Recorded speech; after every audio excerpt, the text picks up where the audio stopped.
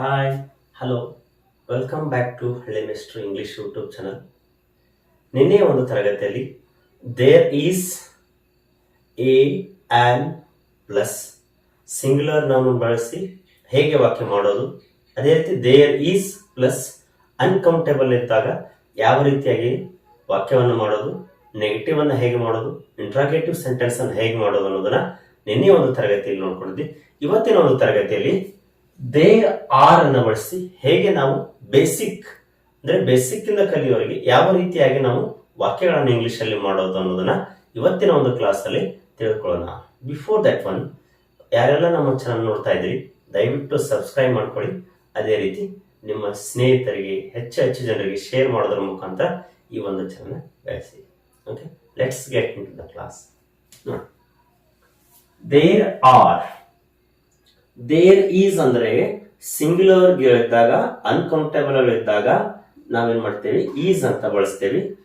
There are ಅನ್ನೋದನ್ನ present ಅಲ್ಲಿ plural nouns, singular nouns ಅಂದರೆ ಒಂದು ಅಂದ್ರೆ ಒಂದೇ ಇರಬೇಕು.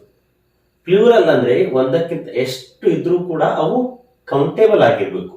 ಪ್ಲೂರಲ್ ಅಂದ್ರೂ ಕೂಡ ಏನಾಗಿರ್ಬೇಕು, ನಾವು ಕೌಂಟ್ ಮಾಡ್ಲಿಕ್ಕೆ ಸಾಧ್ಯ ಇರ್ಬೇಕು, ಎಣಿಸ್ಲಿಕ್ಕೆ ಸಾಧ್ಯ ಇರ್ಬೇಕು.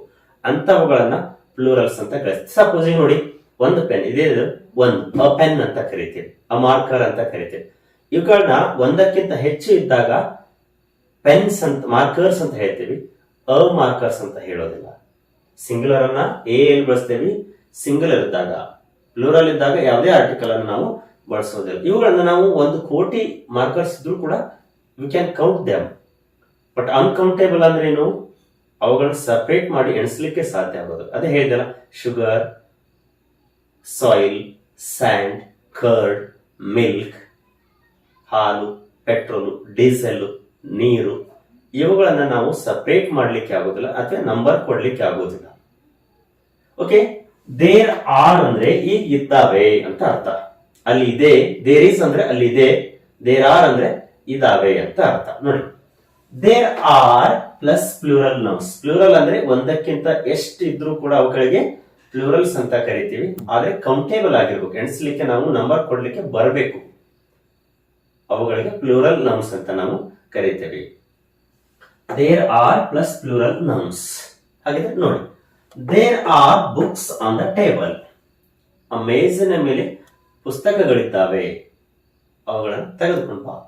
ಆರ್ ಅಂತ ಯಾಕಂತಂದ್ರೆ ಇಲ್ಲಿ ನೋಡಿ, ಬುಕ್ ಅನ್ನೋದು ಇಲ್ಲಿ ಪ್ಲೂರಲ್ ಇದೆ, ಬುಕ್ಸ್. ನಾವು ಒಂದು ನೌನ್ಗೆ ಎಸ್ ಅನ್ನು ಸೇರಿಸಿದಾಗ ಪ್ಲೂರಲ್ ಆಗುತ್ತೆ. ನೋಡಿ, there are books on the table. ಮೇಜಿನ ಮೇಲೆ ಕೆಲವು ಪುಸ್ತಕಗಳಿವೆ ಅಂದ್ರೆ ಅಲ್ಲಿ ಎಷ್ಟೋ ಇರ್ಬೋದು.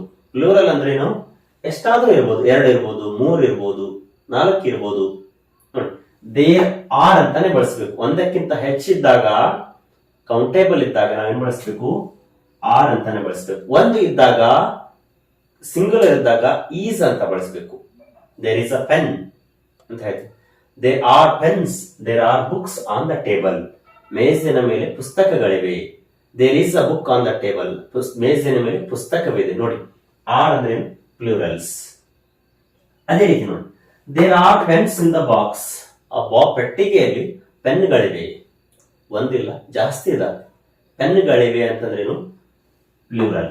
ಇದು ಆರ್ ಅಂದ್ರೆ ಈಗ ಪ್ರೆಸೆಂಟ್ ಅಲ್ಲಿ ಹೇಳ್ತಾ ಇದ್ದೀವಿ, ಆ ಪಟ್ಟಿಗೆಯಲ್ಲಿ ಪೆನ್ನುಗಳಿವೆ ಅಂತ ನಾವು ಈಗ ಪ್ರೆಸೆಂಟ್ ಅಲ್ಲಿ ನಾವು ಹೇಳ್ತಾ ಇದ್ದೇವೆ. There are pens in the box. ಅದೇ ರೀತಿ ನೋಡಿ, ಮೂರನೇ, there are fruits in the refrigerator. Fridge ಅಲ್ಲಿ ಕೆಲವು ಹಣ್ಣುಗಳಿವೆ. ನೋಡಿ, ಫ್ರೂಟ್ಸ್. ನೌನ್ಗೆ ಎಸ್ ಅನ್ನ ಸೇರಿಸಿದಾಗ ಏನಾಗುತ್ತೆ, ಪ್ಲೂರಲ್ ಆಗುತ್ತೆ. Are, there are fruits. ನೋಡಿ, there are fruits, plural nouns. ಆ ರೆಫ್ರಿಜರೇಟರ್ ಅಲ್ಲಿ ಅಥವಾ ಫ್ರಿಡ್ಜ್ ಅಲ್ಲಿ ಹಣ್ಣುಗಳಿವೆ. Please bring them. ಅವುಗಳನ್ನು ತೆಗೆದುಕೊಂಡು ಬಾ. ಇದೇ ರೀತಿ ನೀವು ಬಳಸ್ಕೊಳ್ತಾ ಹೋಗಿ. There is, there are. ಇದೇ ಸರಿಯಾದ ವೇ ಇಂಗ್ಲಿಷ್ ಅಲ್ಲಿ ಮಾತಾಡಬೇಕಾದ್ರೆ. There are fruits in the refrigerator. ನೀವು ಇವುಗಳನ್ನ ಪ್ರಾಕ್ಟೀಸ್ ಮಾಡ್ತಾ ಹೋಗಿ ನೀವು ಕೂಡ ಮನೆಯಲ್ಲಿ ಇಂಗ್ಲಿಷ್ ಅನ್ನ ಕಲಿಬಹುದು. There are monkeys on the tree. ಆ ಮರದ ಮೇಲೆ ಕೋತಿಗಳಿವೆ. ಎಷ್ಟೋ ಇದಾವೆ ಗೊತ್ತಿಲ್ಲ, ಒಂದಕ್ಕಿಂತ ಹೆಚ್ಚಿಗೆ ಇದ್ದಾಗ ಏನ್ ಮಾಡ್ತೀವಿ, ಪ್ಲೂರಲ್ ಅನ್ನ ಬಳಸ್ತೇವೆ. ಅದೇ ರೀತಿ ಹೆಲ್ಪಿಂಗ್ ವರ್ಬ್ ಅನ್ನ ಆರ್ ಅಂತ ಬಳಸ್ತೇವೆ ಪ್ರೆಸೆಂಟ್ ಅಲ್ಲಿ ಹೇಳುವಾಗ. ಅದು ಪಾಸ್ಟ್ ಅಲ್ಲಿ ಹೇಗೆ ಮಾಡೋದು ಅಂತ ನಾವು ಮತ್ತೆ ಬೇರೆ ಒಂದು ತರಗತಿಯಲ್ಲಿ ನೋಡೋಣ. There are monkeys on the tree.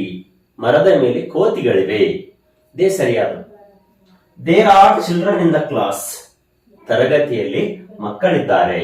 ಅಂದ್ರೆ ಈಗ ಇದ್ದಾರೆ ಅಂತ ಅರ್ಥ. ಆರ್ ಅಂದ್ರೇನು? ಈ ಬಿ ಫಾರ್ಮ್ ಪ್ರೆಸೆಂಟ್ ಅಲ್ಲಿ ಇರ್ತಕ್ಕಂಥ ಬಿ ಫಾರ್ಮ್ ಇದು. There are children in the class. ತರಗತಿಯಲ್ಲಿ ಮಕ್ಕಳಿದ್ದಾರೆ ಅಂತ ಅರ್ಥ. There are bikes on the road. ರಸ್ತೆಯ ಮೇಲೆ ಬೈಕ್ಗಳಿವೆ. ನೋಡಿ, there are bikes. There are bikes on the road. ರಸ್ತೆಯ ಮೇಲೆ ಏನಿದಾವೆ? ಬೈಕ್ಗಳಿದ್ದಾವೆ.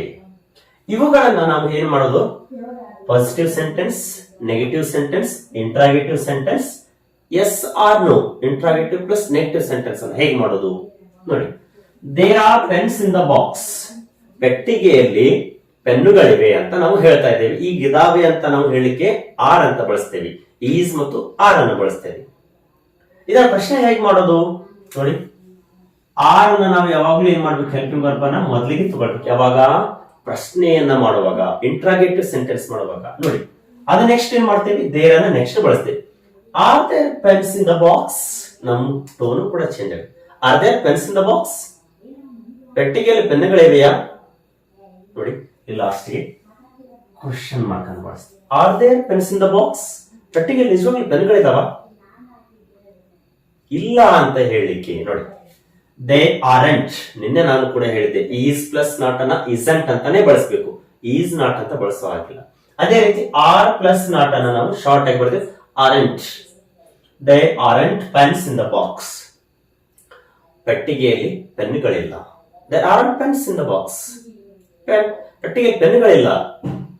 ಇದನ್ನ ಇರ್ಲಿಲ್ವಾ ಅಂತ ಹೇಳಲಿಕ್ಕೆ ನೋಡಿ, aren't there pens in the box. ಪೆಟ್ಟಿಗೆಯಲ್ಲಿ ನೀವು ನೋಡಿದಾಗ ಪೆನ್ಗಳಿರ್ಲಿಲ್ವಾ? Aren't there pens in the box. ನೋಡಿ, ಆರೆಂಟ್. ಇಲ್ಲಿ ಕೂಡ ಪ್ರಶ್ನೆಯನ್ನು ಹಾಕ್ತೇವೆ. ಅಂದ್ರೆ ಇದ್ದಿರ್ಲಿಲ್ವಾ ಅಥವಾ ಇದ್ವಾ? Aren't there pens in the box. ಪೆಟ್ಟಿಗೆಯಲ್ಲಿ ಪೆನ್ಗಳಿರ್ಲಿಲ್ವಾ ನೀವು ನೋಡಿದಾಗ? ಇಲ್ಲ ಅಂತ ಹೇಳಿಕೆ there aren't pens in the box. ಪ್ರಶ್ನೆಯನ್ನು ಮಾಡ್ಲಿಕ್ಕೆ are there pens in the box. ನೋಡಿ, ಎಷ್ಟು ಸುಲಭವಾಗಿ ನಾವು ಕೂಡ ಮನೆಯಲ್ಲಿ ಇಂಗ್ಲಿಷ್ ಕೂಡ ಕಲಿಬಹುದು. ಯಾವುದೇ ದುಡ್ಡು ಇಲ್ವಾ? ಸ್ವಲ್ಪ ನಾವೇನ್ ಮಾಡೋದು ಅಂತಂದ್ರೆ, ನಮಗೋಸ್ಕರ ನಾವೇನಾದ್ರೂ ಒಂದು ಕಲಿಯೋದಕ್ಕೋಸ್ಕರ ಏನ್ ಮಾಡೋಣ? ಒಂದು 10 ರಿಂದ ಅರ್ಧ ಗಂಟೆ ನಾವು ಸ್ಪೇರ್ ಮಾಡೋಣ. ನಾವು ಕೂಡ ಏನಾದ್ರೂ ಒಂದು ಹೊಸ ಭಾಷೆಯನ್ನು ಕಲಿಬಹುದು, ಈಸಿಯಾಗಿ ನಾವು ಕಲಿಬಹುದು ಅಂತ ನಾವು ಹೇಳ್ತೇವೆ. ಹಾಗಿದ್ರೆ ನೀವು ಕೆಲವೊಂದಿಷ್ಟು ವಾಕ್ಯಗಳನ್ನು ತಗೊಳ್ರಿ, ಆ ಕಮೆಂಟ್ ಮುಖಾಂತರ ತಿಳಿಸಿ. ಮೊದಲನೇ ವಾಕ್ಯ, ಕಾಟ್ ಮೇಲೆ ನಾಯಿ ಕುಳಿತಿದೆ. ಟೇಬಲ್ ಮೇಲೆ ವಾಟರ್ ಬಾಟಲ್ ಇದೆ. ಚೇರ್ ಮೇಲೆ ಪುಸ್ತಕಗಳಿವೆ. ಅದೇ ರೀತಿ 4ನೇ ಒಂದು ವಾಕ್ಯ, ಫ್ಲೋರ್ ಮೇಲೆ ಮೆಣಸಿನಕಾಯಿಗಳಿವೆ.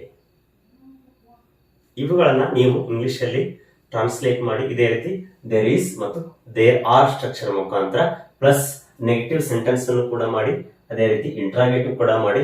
ಅಂದ್ರೆ ನೀವು ಕೂಡ ಇಂಗ್ಲಿಷ್ ಅನ್ನು ಈಸಿಯಾಗಿ ಕಲಿಬಹುದು. ಇವತ್ತಿನ ಒಂದು ತರಗತಿ ನಿಮಗೆ ಇಷ್ಟ ಆಯ್ತು ಅನ್ಕೊಂಡಿದ್ದೀನಿ. ಮತ್ತೆ ನಾಳೆ ಒಂದು ತರಗತಿಯಲ್ಲಿ ಪ್ರೆಸೆಂಟ್ ಅಲ್ಲಿ ಹೇಗೆ ಬಳಸೋದು, ಪಾಸ್ಟ್ ಅನ್ನು ಹೇಗೆ ಬಳಸೋದು, ಏನ್ ಮಾಡ್ಬೇಕು ಅನ್ನೋದನ್ನ ನಾಳೆ ಒಂದು ತರಗತಿಯಲ್ಲಿ ನೋಡೋಣ. Have a nice day. Thank you.